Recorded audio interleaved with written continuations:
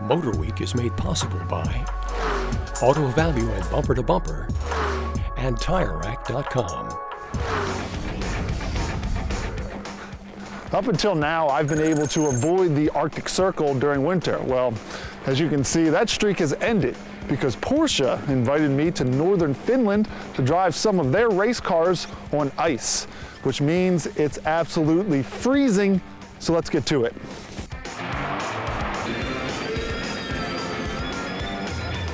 On a frozen swamp 180 miles above the Arctic Circle is a Porsche experience facility like no other. A 422,000 square meter ice playground where customers of all skill levels can drift around 32 different handling tracks in their choice of over 100 Porsche models. My day starts as it would for any Porsche Ice Experience participant, with some hot coffee and a briefing.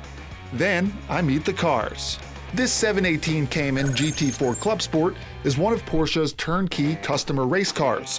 But what I really came for, the 718 Cayman GT4 E-Performance, is a bit more exclusive. The GT4 E-Performance is Porsche's really first fully electric GT race car.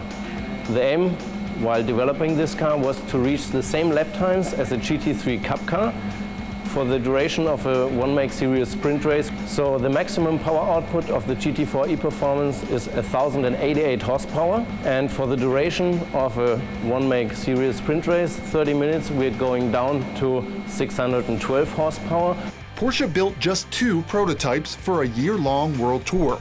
Fortunately for me, this one made an unexpected pit stop here in Finland. It's really an exclusive chance for you to have a ride on this car, because only a handful of journalists have ever driven this car beside our works drivers. And you're the very first to have it on ice. No pressure. Smartly, Porsche started me off in the GT4 Club Sport, on which the E-Performance is based. And while the goal here is to break traction, you still need some grip. So we always talk about how winter tires are the best in wintertime. Well, sometimes you need a little bit more, so these cars are fitted with metal studs. We start with a few runs through the slalom, which for this MotorWeek test driver is just another day at the office. Sort of. After a few Scandinavian flick drills, it was more car control workouts on the circle track, and finally the figure 8. A little bit of a Scandinavian flick. There we go. There it is. Yeah, there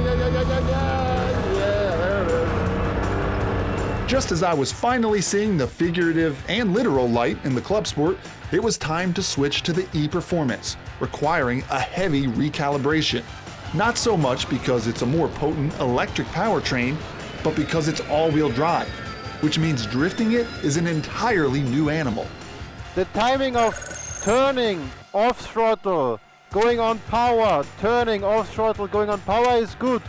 What we do need is a bit more speed. More speed, you say?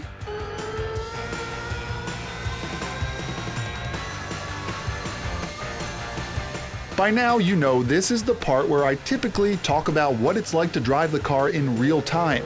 But attempting to slide this extremely powerful all-electric race car took so much of my focus, I could barely get a word out.